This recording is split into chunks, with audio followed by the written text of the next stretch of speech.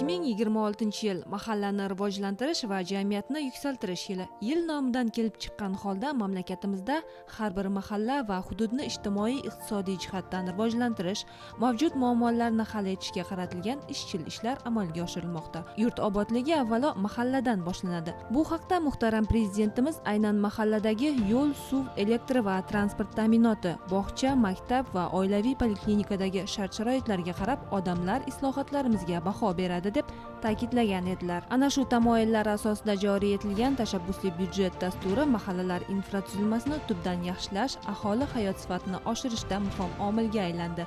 Ushbu tizim orqali mahallada aholining o'zi tashabbus ko'rsatib boshlagan loyihalar davlat tomonidan qo'llab-quvvatlanmoqda. Yangi tartibga ko'ra, mahalladagi yo'l, suv yoki bog'chani ta'mirlash tashabbusi ko'tarilsa, xarajatning yarmi davlat tomonidan qoplab beriladi. Shuningdek, Qonunchilik palatasi deputatlariga o'z okruglaridagi mahallalar infratuzilmasini yaxshilash uchun har biriga 3 milliard so'mdan mablag' ajratish belgilangan.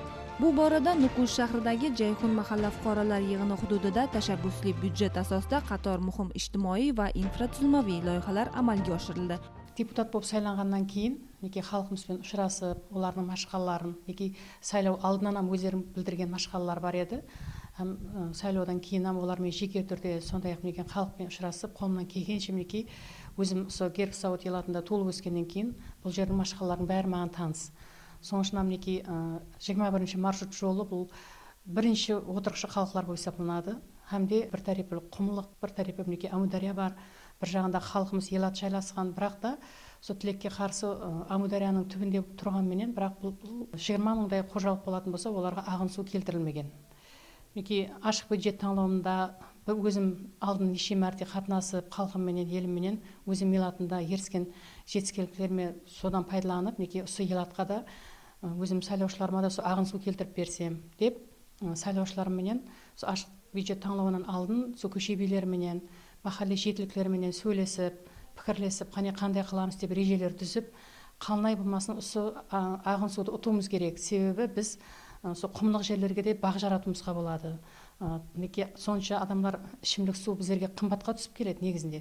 Неке соны ысырап етпестен, неке түбіміздегі Амудариядан сондай суларды алсақ, тамарқа жерлерімізді гүлдендірсек, неке қожалығымызға дарамат келтірсек деп сайлаушыларымызға айтқан уақытында бәрі бір жағынан қолқанат боламыз деп, жәрдем береміз деп, неке һәм оны әмели түрде өздері дәлелдеп бере алды. Ауыр аймаққа кіртіп жатыр. Жайхун махаллесін болғанда неке ауыр аймаққа кіргеннен кейін бұл жерде істенетін жұмыстар үшін қаржылар ажыратылып жатыр. Неке 3 миллиард сом пұл беріліп жатыр. Ертең бұл ауыр аймақ есептелгенлігі себебі бұл жерде машқаларым жақын арада орланады.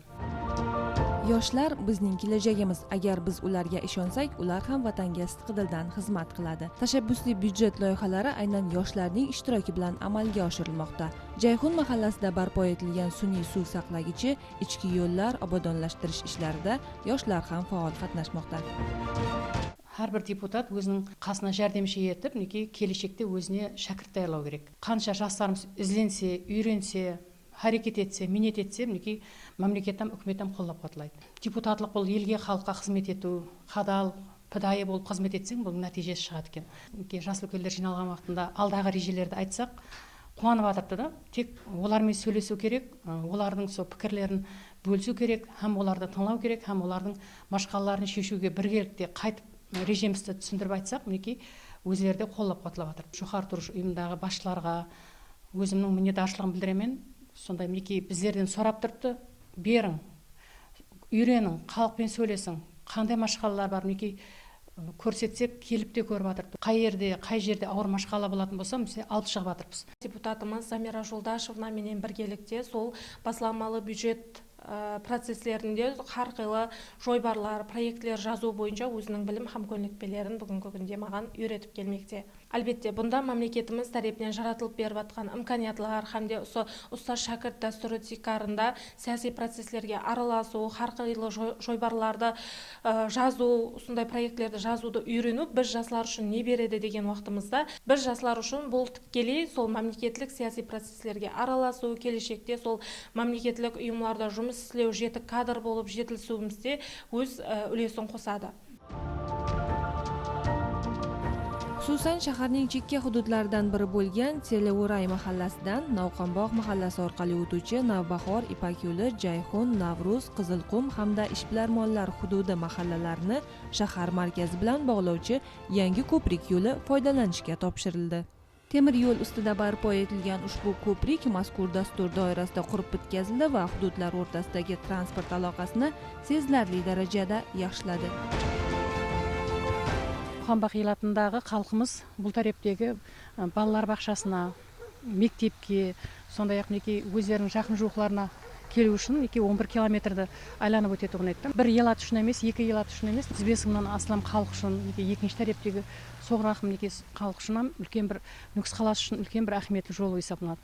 Мен өзім үлкен рахметті айтамын құрметті президентімізге, сондай имканиятлар беріп қойыпты. Бұнан тек пайдалану керек, әрекет ету керек, жору жорту керек, һәм үнемді халық үшін пайдалы сондай жойбарларды қойып отыру керек. Бұл жойбар үшін 1 миллиард 360 миллион сом ажыратылды. Біздер әрекет етсек, давамына bizlarga qo'llab quvvatlab o'tirgan hukumatimiz bor.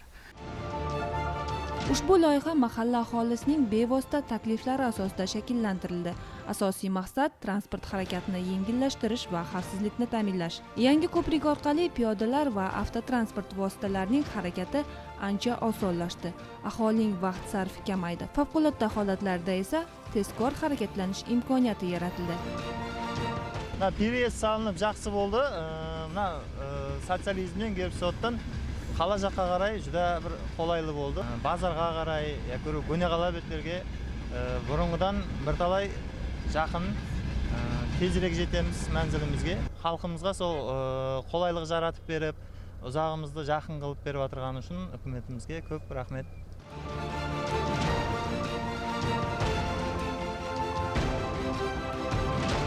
Shuningdek, Jayxun mahallasida tashabbusli byudjet doirasida qishloq xo'jaligiga xizmat qiluvchi muhim loyiha ekin maydonlarini sug'orish uchun sun'iy suv saqlagich barpo etilmoqda. Suv saqlagichning umumiy hajmi 3000 kub metrni tashkil etadi. Loyiha gidromontaj mas'uliyati cheklangan jamiyati tomonidan amalga oshirilmoqda. Umumiy qiymati 1 milliard 278 million so'm bo'lgan ushbu inshootda hozirda ishlar 75% ga bajarilgan. Бұл макан бұқаралар жиынымызда 6000-нан зият бұқаралар жасайды. Көшелерінде водопровод тартылған, бірақ енді ішімдік судан пайдалану, өлдік жерлерімізге пайдалану имканияты әрқалай қиын болады. Қалалық депутатымыз басылмасында ашық бюджетті ұтып алдық. Сол бюджеттің есебінен көшемізге ағын су апару мәселесі жолға қойылған. Әм соның әрекеті болып атырыпты. Міне өзіңіз көріп тұрған міне объекті дариядан су тасылынады бұған. Бұннан насослар арқалы көшелерге сулар жеткізіледі. Екен нәлеріміз емін еркін су ішеді, гүлленеді, өзінің мейвесін береді. Келешекте балаларымыз пайдаланады, маканымыз шырайланады, шырайына шырай қосылып, маканымыз жасыл маканға айланады. Shu bilan birga mahallaning ichki yo'llari ta'mirlanib, hududni obodonlashtirish ishlari ham izchil amalga oshirilmoqda. Jayxun makon бұқаралар жиынында 1280 қожалық болып, халық саны 6220. Соннан мына халқымызға жөнелтілген маршрутымыз келетін еді, бірақ лекін сол аймағымыздың ярымынан қайтатын еді. Халқымыз 1,5 километр жерге жаяу келетін еді міне яғына. Соңғы бандергіге әзір келіп тұрды, халыққа жақсы болды. Әзір әммесі өздерінің көшелерінің басында түсіп, өздерінің көшелерінің басында мініп атырыпты. Соған біздің басшыларымызға көп рахмет айтамыз. Barcha loyihalar okrug deputat tomonidan shaxsan nazorat qilinib, mahalla faollari va aholi bilan yaqin hamkorlikda bajarilmoqda. Bu esa tashabbusli byudjet dasturining joylarda qanday samara berayotganligini yaqqol ko'rsatmoqda. Jayxun mahallasida amalga oshirilgan ishlar bu tashabbus, birdamlik va xalq manfaatiga xizmat qilayotgan aniq natijalar ifodasidir.